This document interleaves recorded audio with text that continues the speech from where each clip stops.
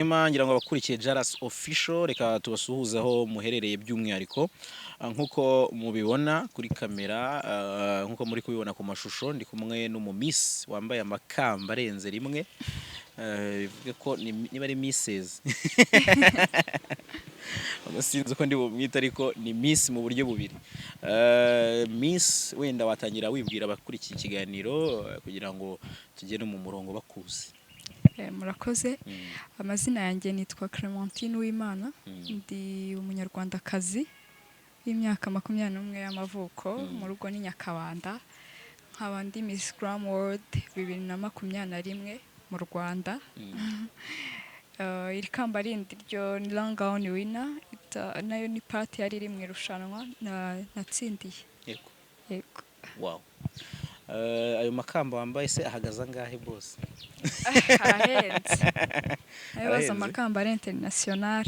Harimo amatike y'indege, harimo amafaranga bayakoresheje, harimo nankwiye, arahenze. Wow. Sawa cyane. Ese ko witwa Clementine Fike rivaye? Fike naryo ni ryanjye, nibagiye kurivuga. Witwa Clementine Fike. Magnifique Uwimana Clementine, biterwa naho duhuriye. Ubwo nshatse nakwita Manyi. Manyi. Ubwo Fike reka niko turi bukoresha. Magnifique cyangwa se Fike Clementine ufite amakamba abiri muri Miss Global Beauty atandukanye, harimo iryo uzakoresha uhagararira u Rwanda, wenda reka bari ryo duheraho. Iri kamba wambaye uzahagararira u Rwanda hehe, ryari, bimeze bite, irushanwa riteye rite? Twinjizemo aho ngaho. Iri kamba rero ni kamba international nkuko mubibona, ni Miss Glam World, ni kamba rizangeza ku rwego mpuzamahanga, nzahurira n'abakobwa bazaba baturutse mu bihugu byose byo ku isi. Rirushanwa kuri inshuro rizabera mu Buhinde, rizaba mu kwa 9 nta gihindutse kubera corona. Yego. Ubwo iyo bavuze Miss Glam World, Glam World donc ni bisobanuye nyine uri guhatanira iki? Wowe uba Miss Rwanda, twakuba uri guhatanira kuba Miss w'igihugu. Miss Elegance tuba tubyumva, Miss Popularity tuba twumva, Miss Photogenique tuba tumwumva nyine. None Miss Glam World, Miss Glam World ni Miss wa Instagram. Ni irushanwa nk'andi yose, ahubwo naryo rifite ibyo rigenderaho. Yego. Mu byo bagenderaho rero kuko byose wari documenté, maze kumenya byinshi kuri ryo, watubwira nyine natwe harimo ubwiza, hakabamo body, hakabamo na brain, hakazamo na culture. Yego. So nukuvuga ngo bobongeramo body ko mbyumvise ngereranyije n'ibyo tumenyeranye rero. Ko iri ni irushanwa rero international, ha body mpamvu izamo ikonta ko ari irushanwa, nuko haba hahurirwamo n'ibihugu byose kandi bifite imyumvire itandukanye. Kandi nabo bafite abo bashaka nkuko natwe hano mu gihugu, kandi mu rushanwa harareba uburebure, kabareba ubwenge, gutyo n'imishinga n'iki. Hanyuma wenda kubura aka kanya wambaye amakamba abiri, nabonye n'amafoto menshi urimo hagati imbere, renzi ko ari we Miss nyine wowe. Nziko rero nk'ibisonga, ariko ubwo amahirwe nbashe gusobanukirwa turahuye. Iri ni ikamba risobanuye iki kuri wowe? Cyangwa se aya makamba wambaye asobanuye iki, cyangwa avuze iki ku buzima bwawe kugeza aka kanya? Ntabwo navuga ngo hari ibyo amaze guhindura binini, kuko riracyari rishya, ariko hari icyo rinasobanuye, hari icyo rigomba guhita rihindura kuri Clementine cyangwa kuri Fike. Iri kamba ubundi tukiri muri competition ikiri hagati, iyo njye n'inshuti zanjye twari turi kumwe mu irushanwa nyine, iyo twajyaga gucika intege, ikintu cyatumaga twongeramo imbaraga tugakora cyane, iyo twavugaga ngo dukorere ikamba twisubiza agaciro. Kabisa. Kabisa ko kantu ni ubwenge. Iri ni ikamba ryiza ryanyongereye agaciro. Yego. Icyo rimaze guhindura mu buryo bw'imyitwarire, of course Magnifique wa mbere y'ikamba nago na nyuma yaryo zibamwe ya kuko ubu mfite aho ngomba gutanga urugero rwiza, aho ngomba kugaragara neza.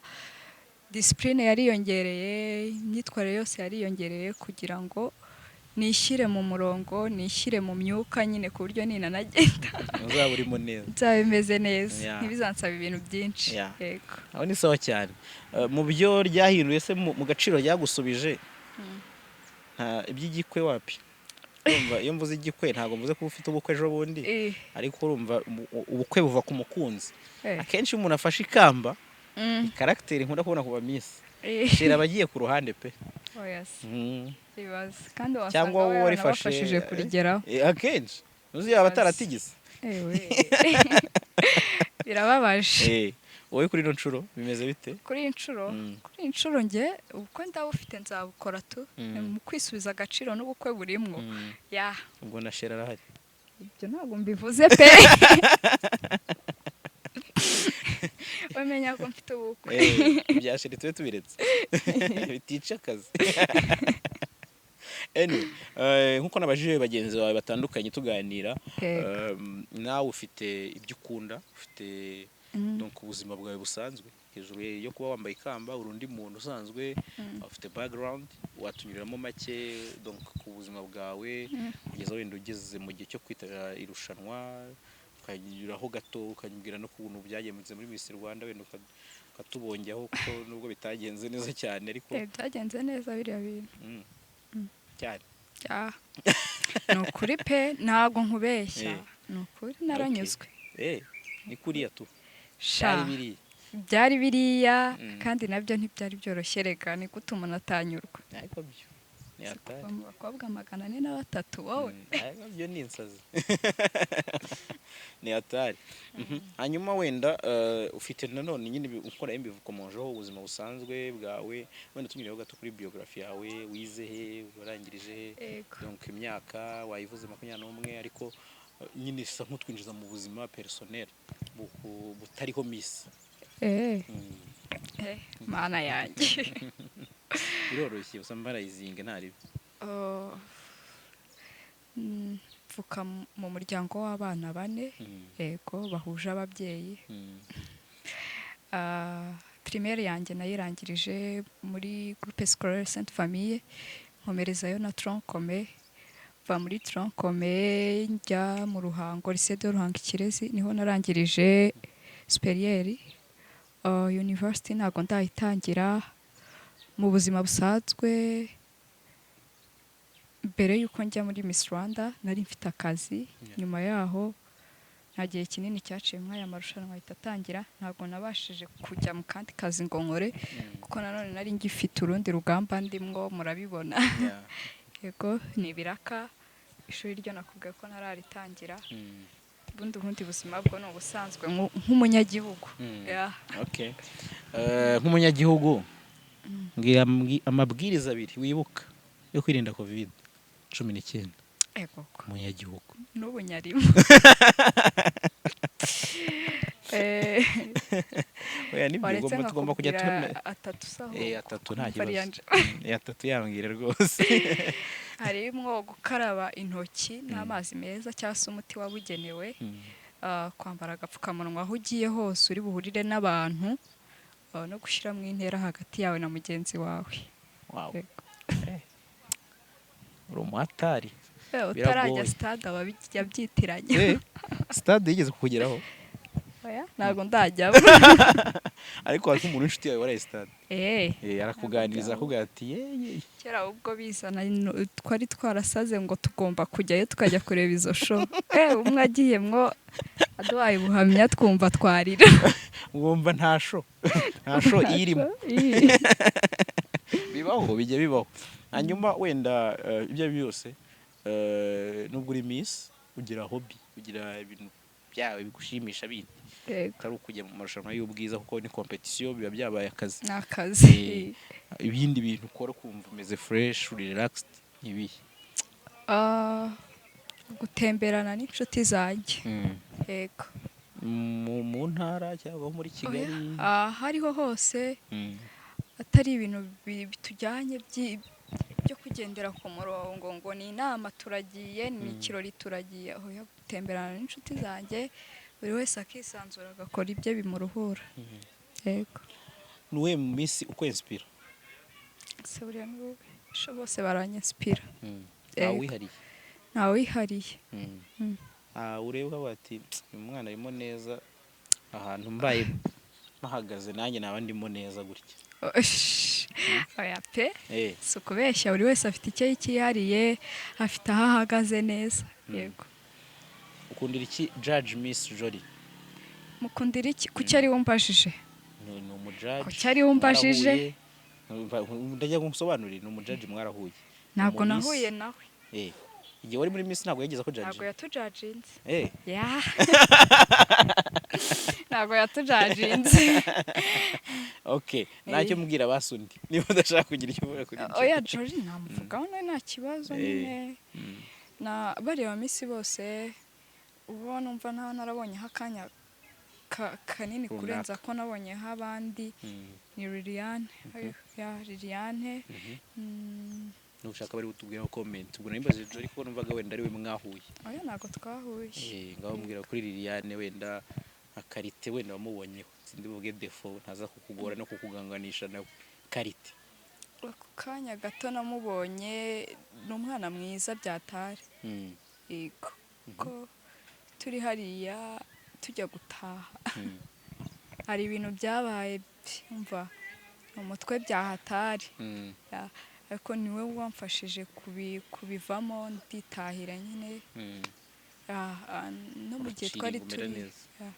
mu gihe twari turiyo nyuma ya competition hari mu bantu ba mbere baje kubwira aba contestants bose batabashije gukomeza zo kubabwira Paul. Arabakomeza nyine abari bababaye. Abo byari byagizeho ingaruka. Hanyuma wambwiye ukunda gutembera n'inshuti zawe. Niki wanga? Ikintu nyine uvuga uti inshuti zanjye zirabizi ko iki kintu kitankorera. Umuntu umbwira nabi. Uriya nza akakubwira ntiwakerewe mwana. Bari gukora ikiganiro basheshe urumeze. Shuri ariko uko nakererewe ntacyo byari nari kubyumva nkanabyakira ariko buriya kumbwira nabi mvuga ntabwo mvuze ngo umuntu uri mukuri ngambwiye nabi nge ndababaye kandi bibona koko nabikoze. Gucyaha urabyemera no guhanwa? Byemera ariko umuntu umbwira nyine mbona yanshyizeho ibintu byinshi cyane. Shana buriya nawe bimbwiye nkabibona ko utabimbwiye wowe nk'umuntu wabikoze ukabimbwira unkangara unankanga cyane nahita mvuga tuzi n'ikindi reka nanjye ntahe. Musa ubwo nakerewe ntaribi. Nta kibazo kanzaze kare. Nabyumvise. Ko wanyemereye se ko igiko uzagikora nubura n'umugabo ugira amahane? Nsese hari ubwo azankoresha ubukwe ku ngufu. Niyo yabimpesha. Mbaye muteguje hari hose. Abimenye ko nubwo wagera mu rugo atabikuzanaho. Ndakurahiye. Ntabwo byashoboka. Ntabwo ariko ndimo ndavuga nzahangana nawe. Agomba kuza mu kumvikane nyine. Yego atambangamira. Aho ni sawa. Hanyuma wenda nubwo duhuriye mu buzima bw'amarushanwa y'ubwiza hari izindi profile abantu twese tuba dufite. Abantu hafi ya twese tugira idini. Urumva tubarizwamo.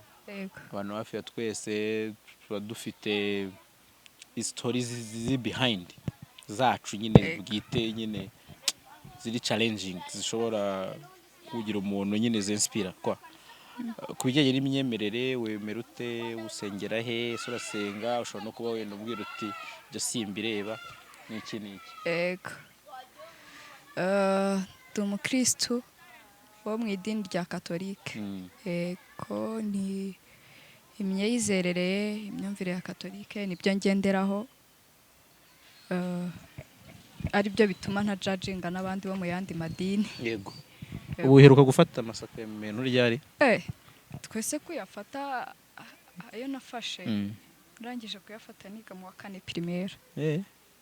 Uri safe. Umukristo nako ndiwe. Kira gihe byari bishyushye cyane kurusha ubu wenda. Byari ururimo. Siko ari byo bihemba numva nasubiramo baye umwana ari byo byonyine nakwisubiriramo nibyo bituma numva nasubira ku mwana. Wow. Byari biryoshye. kubatizwa ugahita uhabwa ukarisitiya buri cyumweru, ukumva na misa za mu gitondo ukazijyamo gufata ukarisitiya, ukahita ujya guhereza wumva ari fresh, ari wowe uriho muri kiliziya yose, ahubwo ababyeyi bose bagutangaho urugero ati urabona uriya mwana. wambwiye ko wize Sainte Famille Tronkomeye waranahize primaire. Yego. Yumvikana ko witondaga kuko akenshi wenda ndi kwitangaho urugero, yewe narangizaga ku kigo nta yindi chance nsigaranye mbese ari uwo mwaka gusa, nukuvuga ngo nta wundi bampa. Ufite inkuru iteye agahinda. So aho nawe ibyo byose ntago ndi bwibande cyane ku makosa wagiye ukora, ariko hari nk'akantu k'ingeso kigeze kukuzaho muri wowe muri adolescence nta muntu utabigira, wenda u Rwanda nako karakemuka. Nta kahe kantu kakugoye nyine ko mu bwangavu kwa kuntu umuntu yatangiye kwiyumva akora utuntu twinshi tw'amadeka utarabiciyemo se barabyumva neza. nta n'umwe pe. Nge nugukarota hari amasomo numvaga ntari bwige pe, niho bigahura n'amasaha bayaduhereye, avuga reka rwose nkahita nkaruta nkajya nko mu yindi classe itarimo uwo mwarimu. Yego. Hari amasomo wanze wakuze wanga nayahe? Ntabwo nakuze nyanga, nayanze igihe gito. Nanze mate niwe na mate, chemistry na physics. Ibyari ibyawe sha wapi pe, n'abarimu barabizi abanyigishije. ubwo ruvuga ngo no muri superieur wabigendeye kure? Ko nahise njya muri accountancy. Singiye gukurikirana na shimi narayize muri Tronkomeye, ariko ni igihe gito byabaye. Igihe gito byabaye kubera ko ibyo bintu bitari binzwiho ku kigo. Babibwira umubyeyi wanjye nyine ndaganirizwa ngaruka ku murongo. Urahinduka? Ndahinduka. Urikubita. Gukarota. Ni ryari wakarose? Urumva? Wowe urumva gukarota kenshi tubikora kubw'inyungu zacu. Sibyo bikanagenda neza ukaryama cyangwa se ugakora prolonge nyine bikakuryohera. Ariko ni ryari wakarose ingaruka zikakubana mbi ku buryo wabuze uti mana none ibi ni ibiki nakoze? Buriya nta ngaruka byangizeho ku kigo, kuko ukuntu twari tumeze muri icyo gihe natangiye gukarota muri cya gihe n'ubundi haba hagiye kuzamwo ibitegura examen, abantu bose b'abayobozi abanyeshuri bajagaraye nyine. Noneho igihe byambereye bibi, twari turi kwitegura examen national, ndakarota. Mu gukarota ariko nuko nakarotaga sinakarotaga ngo njye kuryama, nakaroteraga mu rindi shuri ryo muri uwo mwaka bari kwigisha isomo nishimiye. Noneho nakarotaga wiga? Nakarotaga niga. Nakarose njya muri library n'abandi bana twagiye turi na benshi, numva ntaribi. Tukarota tujya kuri library ngo tugiye gusomerayo ibintu byashyushye, ngo hari ibitabo bya physique, ngo harimo ibibazo, ngo nibo bategurira. Sha ngezeyo mura n'umuntu nzi sanga inkuru yananze mu rugo. Icyo gihe nibwo byambereye bibi nyine. Hahita hiyongeraho n'ibyo ngibyo byo kukurega ko ukarota hari amasomo utiga, bakahita bareba no muri iryo somo bakirebera amanota ufite. Ubona wapi biba hatari nyine, ndisobanura bivamo. Mu bwana wese ko abakobwa bidakunda kubaho, hari ingeso zikunda kunanira abana, harimo nko kuzerera, kunyara ku buriri, nyine utuntu tw'abana duto tw'abandi nyine bakiri bato. Urumva nakaye kageso kakugoye mu bwana bwawe uko kareka? Kubagana. Yego. Ni nk'ikihe kintu wigeze gukora mu rugo ukarengera? Njye nigeze kumena calculatrice. Ntabwo nayimenye, nari ifunguye. Hari umuntu waje mu rugo unduta aranshuka, arambwira ati dukure mino mibare nkwereke. Turayifungura bye. Iyo calculatrice muze yarayikoreshaga pe kigero gihagije, ari ikintu nyine nkenerwa.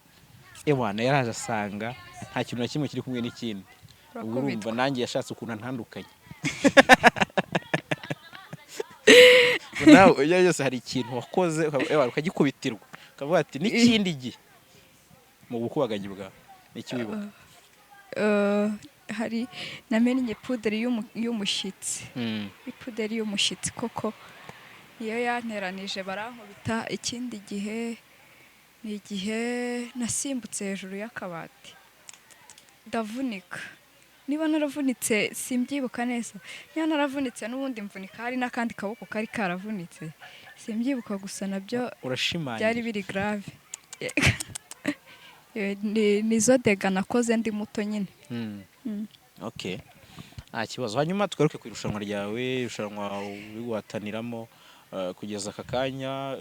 Porogaramu yindi ntabwo uyifite neza ijana ku ijana, ariko ikamba uraryambaye cyane. hejuru y'ikamba se hari ukuntu umeze neza hari ibiherekeza ikamba uri kubona.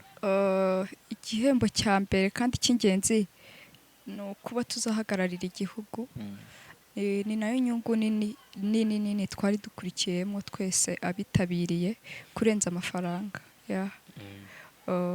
Amafaranga nayo azaza kandi ahagije, turacyari bato sibyo cyane, ahubwo mfite ubwoba ko nuyabona ibintu by'igiko uzahita ubivamo.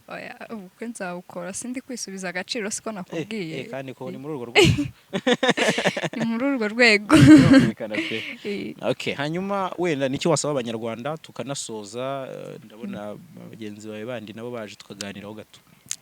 Icyo nasaba abanyarwanda ni ukutuba hafi bakadushyigikira mu buryo bw'imitekerereze, mu buryo bufatika bw'ibikorwa babona hari icyo byadufasha, nko mu buryo bw'aya marushanwa ari international. Hari bagenzi banjye bo bamaze kugera kuri platforms za social media z'amarushanwa bazajya, barasabwa kubakurikirana bakabaha ubufasha aho babukeneye, nko kuri Instagram bakabaha like na comment na share, kugira ngo batume n'ibyo bihugu tuzajya kwitabiramo babona ko turi active, tuzi ibyo turimo.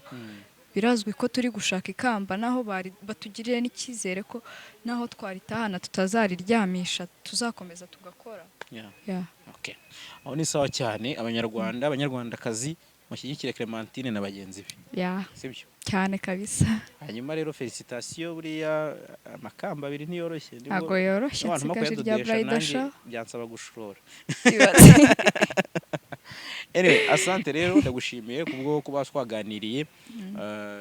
Ni iby'igiciro, ni iby'igikundiro, wakoze kuduha umwanya. Namwe mwakoze kutwakira kabisa, biradushimishije. Asante. Yego.